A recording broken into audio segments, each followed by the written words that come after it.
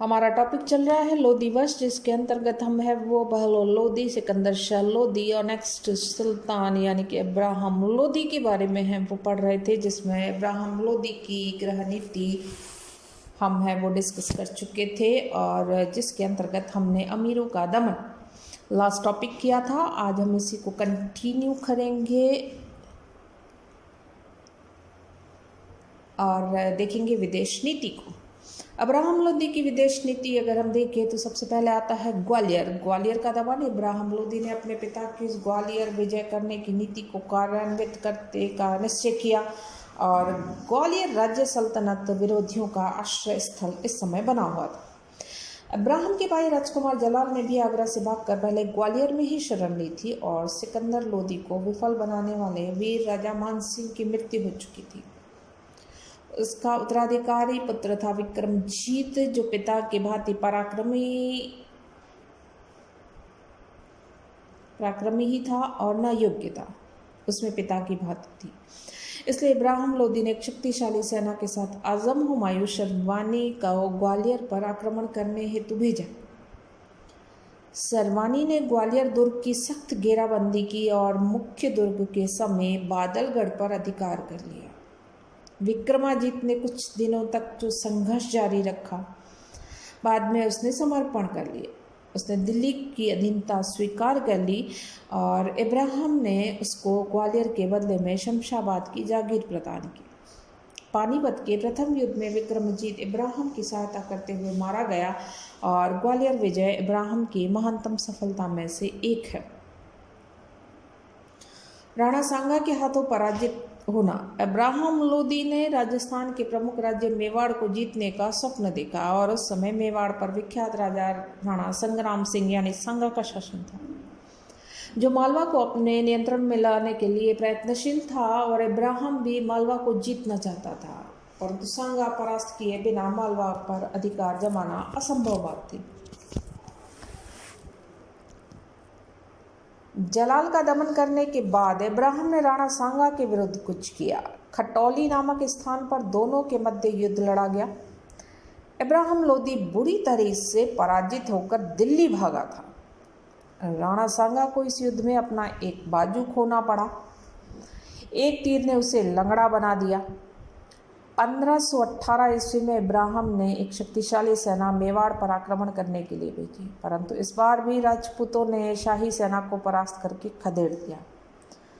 इस पर इब्राहिम ने स्वयं आगरा से राणा के विरुद्ध कूच किया। दोनों के मध्य जो युद्ध हुआ यह निर्णायक रहा। हालांकि इस युद्ध के बाद सांगा ने चंदेरी पर अधिकार कर लिया और सांगा के विरुद्ध इब्राहिम की विफलता ने उसके अमीरों को विद्रोह करने की प्रेरणा प्रदान की। नेक्स्ट आता है बाबर। मध्य एशिया की राजनीति से खदेड़े जाने के बाद बाबर ने काबुल राज्य का अपना अधिकार जमा लिया। वह एक अत्यधिक पराक्रमी और महत्वाकांक्षी शासक रहा। सिकंदर लोदी के जीवन काल में उसने भारत पर आक्रमण करने का साहस नहीं किया था, लेकिन जैसे ही उसकी मृत्यु हुई उसके पश्चात अफगानों की जो आपसी फूट थी उसने भारत को जीतने के लिए बाबर को प्रेरित किया। भाग्यवश दौलत खान लोदी और आलम खान लोदी जैसे प्रमुख अफगान अमीरों ने अपने ही सुल्तान के विरुद्ध उससे सहायता मांगी। बाबर ने उसकी सहायता की, परंतु उस अफगान सरदारों ने उसके साथ पूरा सहयोग नहीं किया और बाबर वापस लौट गया। परंतु नवंबर 1525 ईस्वी में वो पूरी तैयारी के साथ आया और पंजाब को जीतने के बाद दिल्ली की तरफ बढ़ा। 12 अप्रैल 1526 ईस्वी को बाबर ने पानीपत के मैदान में अपना शिविर लगाया और सुल्तान इब्राहिम लोदी भी अपनी सेना सहित पानीपत पहुंच गया। इस अवसर पर उससे अपने किसी भी सूबेदार से सहायता न मिली और राजपूतों ने भी उसे किसी प्रकार का सहयोग नहीं दिया, क्योंकि सभी का विश्वास था कि बाबर लूट मार करके लौट जाएगा। बाद में वे सरलता से दिल्ली पर अपना अधिकार जमा लेंगे, परंतु बाबर ने तो स्वयं दिल्ली के सिंहासन पर बैठने का निश्चय कर लिया था। 21 अप्रैल 1526 ईस्वी को दोनों के मध्य पानीपत का युद्ध हुआ, जिसमें इब्राहिम लोदी लड़ते हुए वीरगति को प्राप्त हो गया और उसकी पराजय और मृत्यु के साथ ही लोदी वंश का अंत और साथ ही दिल्ली सल्तनत का भी अंत हो गया।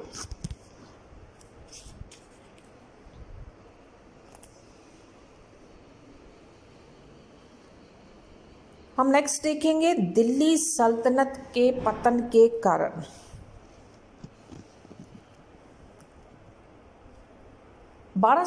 कुतुबुद्दीन ऐबक ने जिस दिल्ली सल्तनत की नींव रखी थी, 320 वर्ष बाद अर्थात यानी कि 1526 में उसका अंत हो गया भारत में।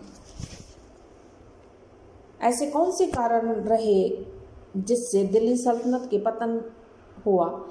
तो उसके लिए अनेक कारणों के सामूहिक परिणाम स्वरूप उसका अंत हुआ। कुछ प्रमुख कारण इस प्रकार है।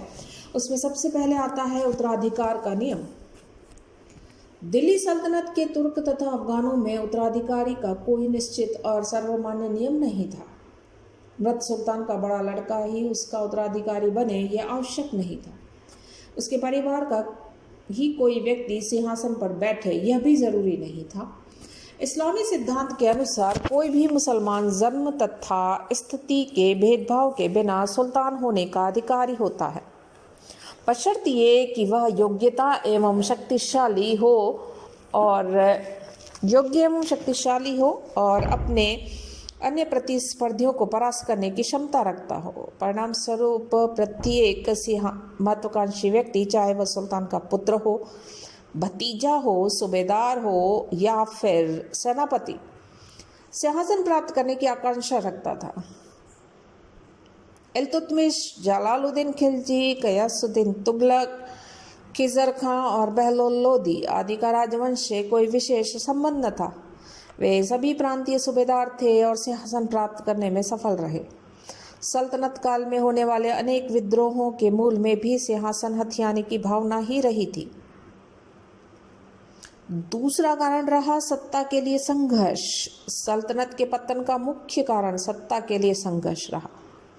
ताज और अमीरों के मध्य प्रशासन के सभी अधिकार अपने हाथ में रखने के लिए लड़ा गया वह संघर्ष। वस्तुतः सुल्तान अपने आप को वास्तविक शासक सिद्ध करना चाहते थे, जबकि उसके अमीर उसको नाम मात्र का अथवा बराबर वालों में प्रथम का स्थान मात्र देना चाहते थे। परिणाम स्वरूप ऐबक से लेकर इब्राहिम लोदी तक लगभग सभी सुल्तानों को अपने अमीरों के विरोध का सामना करना पड़ा। कुछ सुल्तान अमीरों की शक्ति को कुचलने में सफल रहे तो कईयों को अपने अमीरों के निर्देशानुसार शासन चलाना पड़ा, परंतु इसके दो घातक परिणाम निकले। एक, इससे सुल्तान पद की प्रतिष्ठा गिर गई और दूसरा, शक्तिशाली शासकों ने अपने कई अमीरों को मौत के घाट उतार दिया। परिणाम स्वरूप सल्तनत की सैनिक शक्ति कमजोर होती गई। थर्ड पॉइंट है सरकार की दुर्बलता। दिल्ली सल्तनत का पतन का एक कारण सरकार की दुर्बलता रही। सरकार कानून पर नहीं बल्कि व्यक्तिगत शासन पर निर्भर हुआ करती थी। सरकार का आधार सुल्तान का व्यक्तित्व तथा चरित्र होता था। एक सुयोग्य, पराक्रमी, बुद्धिमान शासक का उत्तराधिकारी भी अपने पूर्वाधिकारी जैसा ही गुण संपन्न होगा, इस बात पर भरोसा नहीं किया जा सकता था। मध्ययुगीन इतिहास से इसके विपरीत जानकारी मिलती है। प्राय ऐसा देखा गया कि शक्तिशाली सुल्तानों के उत्तराधिकारी निर्बल सिद्ध हुए। उनके राजमहलों के भोग विलासिता के वातावरण में पोषित किया गया। सल्तनत काल में शासकों को अपने अमीर पड़ोसी राज्यों से निरंतर संघर्ष करना पड़ा और इस संघर्षपूर्ण स्थिति में अयोग्य व्यक्तियों का सिंहासन पर बने रहना सल्तनत के विनाश का एक कारण भी बना। चौथा कारण है दास प्रथा। सल्तनत की स्थापना और उसके सुदृढ़ीकरण में दासों ने महत्वपूर्ण भूमिका अदा की थी।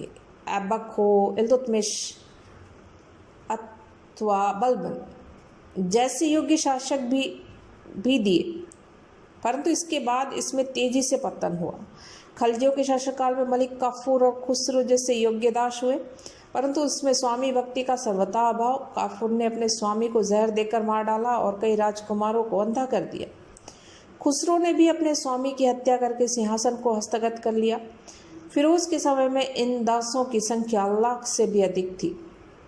उन सभी को युद्ध तथा शासन की उचित शिक्षा तो नहीं मिल पाई, परंतु शासक के दास होने के नाते उन्हें पर्याप्त धन तथा अवकाश अवश्य मिल जाता था, जिससे वे प्रमादी और विलासी हो गए। और अब उनका एक ही काम रह गया था, षड्यंत्र, कुचक्र रचना। और तुगलक वंश के पतन में इस दास प्रथा का महत्वपूर्ण स्थान रहा था। 5वां कारण है स्थायी सेना का अभाव।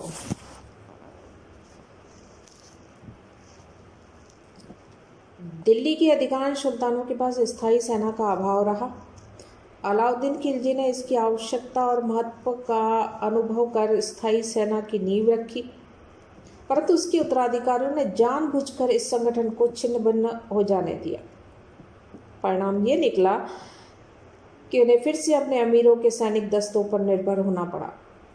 अमीरों के सैनिक दस्ते ताज के स्थान पर अपने स्वामी के प्रति निष्ठा रखते थे, और जो अमीर अपने सैनिक शक्ति बढ़ाने में समर्थ हो जाता वह सिंहासन को हथियाने का प्रयास करता।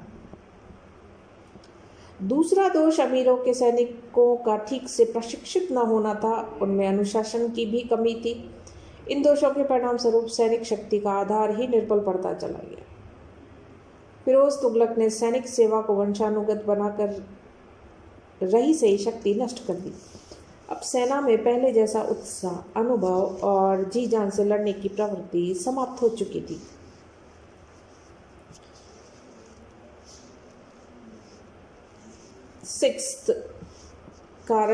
छठा कारण दिल्ली सल्तनत की पतन का साम्राज्य का विस्तार होना। दिल्ली सल्तनत के पतन के कारणों में उसके साम्राज्य का अत्यधिक विस्तृत होना भी है। अलाउद्दीन पहला शासक था जिसने प्राय संपूर्ण भारत को दिल्ली के अधीन किया, परंतु कुशल एवं अनुभवी राजनीतिज्ञ की भांति दक्षिण भारत को सीधे दिल्ली के शासन के अंतर्गत न रखकर हिंदू शासकों को करद राजाओं के रूप में शासन करने दिया। तुगलकों ने उसकी नीति को त्याग कर दक्षिण भारत को दिल्ली सल्तनत में सम्मिलित कर उस पर केंद्रीय सत्ता का सीधा शासन आरोपित किया।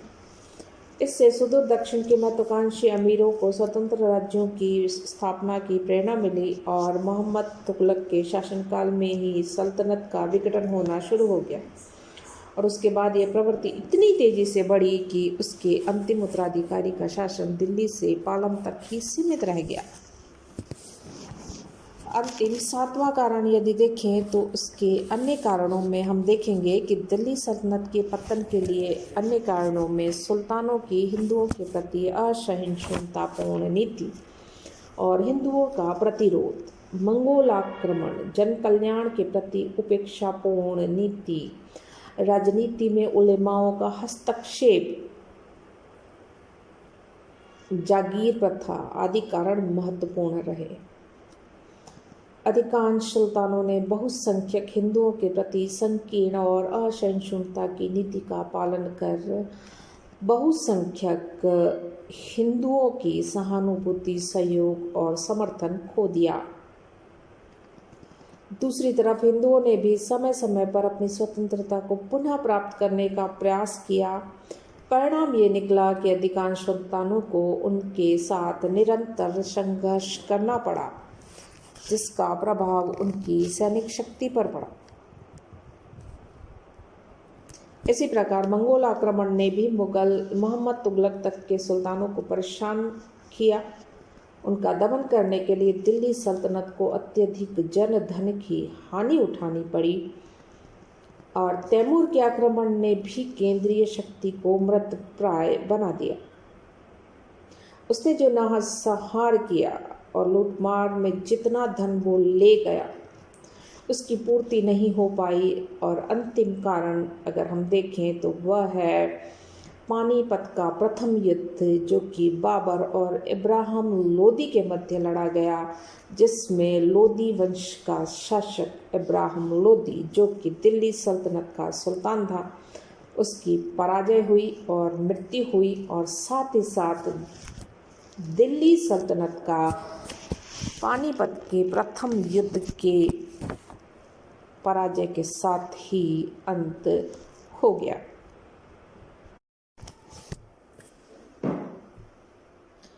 हमारा टॉपिक चल रहा है लोदी वंश, जिसके अंतर्गत हम है वो बहलोल लोदी, सिकंदर शाह लोदी और नेक्स्ट सुल्तान यानी कि इब्राहिम लोदी के बारे में हम वो पढ़ रहे थे, जिसमें इब्राहिम लोदी की गृह नीति हम है वो डिस्कस कर चुके थे और जिसके अंतर्गत हमने अमीरों का दमन लास्ट